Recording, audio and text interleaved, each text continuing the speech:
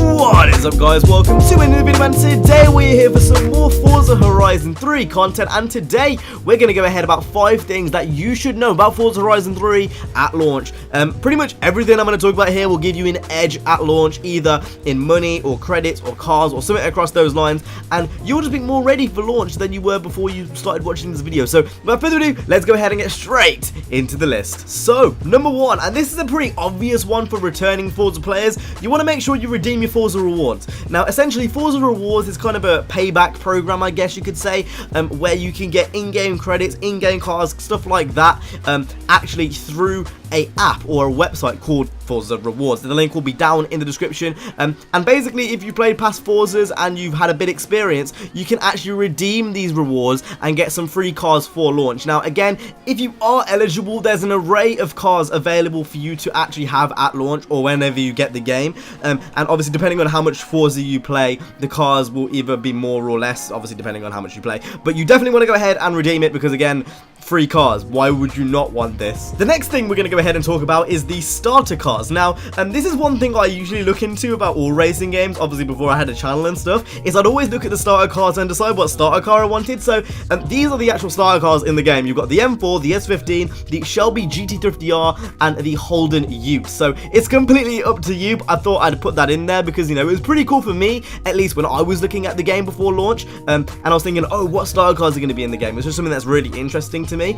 So you do want to pick. Note that the S15 does have a rocket bunny kit and you actually can't take that off. So if you are kind of an S15 purist and you want to take the rocket bunny kit off, you can't do that. But I'm pretty sure everything else you can pretty much do whatever you want to. Like on the M4, there's a Liberty Walk kit and there's a bunch of things you can do. So just note that beforehand. And also vanity plates. Look how cool this is. I just want to show you that because I thought it was pretty goddamn cool. Now the third thing you're going to want to go ahead and do is actually set up your Groove music playlist. Now if you don't know what I'm talking about and I'm just speaking a bunch of gibberish to you right now, essentially you can create your own playlist on Horizon made of your own music using an application called Groove. Now again, links will be down in the description to the actual website itself, but basically you put loads of MP3s in, on Horizon it'll be like you've unlocked the Groove radio station, and then you can go ahead and actually use it straight from your Xbox, and it's just kind of cool if you want to have your own radio station. I know a lot of people enjoy listening to their own music, and well, if you can do that in a game and actually have it in sync with the game,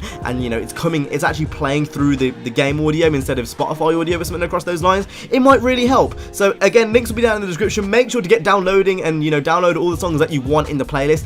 Make sure you do know that the Groove playlist isn't unlocked until about an hour's worth of playtime. So if you can't unlock it, or if it's locked until say an hour's worth of playtime, that is normal. You don't unlock it until you've unlocked all the other radio stations, because you do actually have to sign radio stations to your festival. So before you actually unlock the Groove radio station and Hospital Records and a few others, you actually have to sign them to your actual radio station itself. But you do unlock it, I'd say about after like an hour's worth of playtime. So it's after you actually unlock your first festival area. So just note that that is a thing. Number 4 is actually to do with one of the new modes. So as I said earlier, you can actually build different festival sites around Australia. Now one of the first opportunities you will have is in the Outback or Surfers Paradise. Now Surfers Paradise is more kind of lent to street racing and doing the inner city routes, as where the Outback is more rally. Now you don't really have to think about this, to be honest. It's one of those things that you could probably just dip into the game and then pick whenever you want to pick it, but it's something that you might want to have in the back of your head. Do you want to go Surfers Paradise or do you want to go to the Outback? Now personally,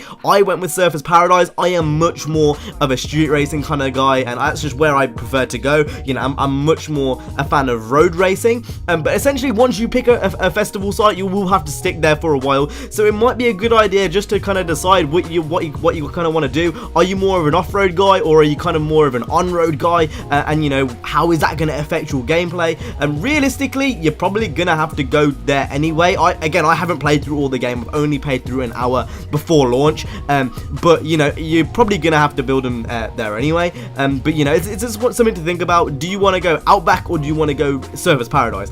May I say that Surfers Paradise does have some really good tracks, and overall the racing in this game is very, very good, and you can actually use rear-wheel drive cars for racing, and that for me is an amazing thing. And finally, all of the multiplayer and social modes. Horizon is inherently a social game, and that is definitely emphasized in Horizon 3. You've got 4-player co-op, and then you've got all the normal multiplayer modes. I've got to say, if you are a multiplayer kind of guy, that is probably the best way to experience Horizon. I didn't personally get a chance to do so, but you know, I can only imagine what this would be like with 4 players in an open world, actually working through the campaign together. So if you can buddy up with a few friends over the launch weekend, or maybe a weekend when you actually buy the game, trust me, it's definitely going to be worth it, because this game is one of those types of games where it's the best experienced with friends. So that is just my take on things personally. And that pretty much rounds it up for those 5 things that you should know before launch. Again, Horizon is a very, very simple game. In the end of the day, as long as you enjoy it and have fun, that's pretty much all that matters. And trust me when I say there's a lot of fun to have in Horizon. It's very, very similar to FH1 over FH2, and hardcore Forza fans I think will appreciate that. In my opinion, Forza Horizon 1 was the best Forza, so if it does kind of bring memories back of the best Horizon, surely that's a good thing. I can't personally wait till launch. I'm personally going to get the Ultimate Edition, and that's going to give me a few days early access, which obviously will help me bring content to you guys. And obviously the demo is out currently, so if you want to go ahead and get that, you know, you can go ahead and do that on the Xbox Live Store or the Windows Live Marketplace. With that being said, if you guys enjoyed this video, if you did, make sure to go ahead and hit the like, subscribe. I will see you guys in the next one. You guys have an awesome stay safe, and peace.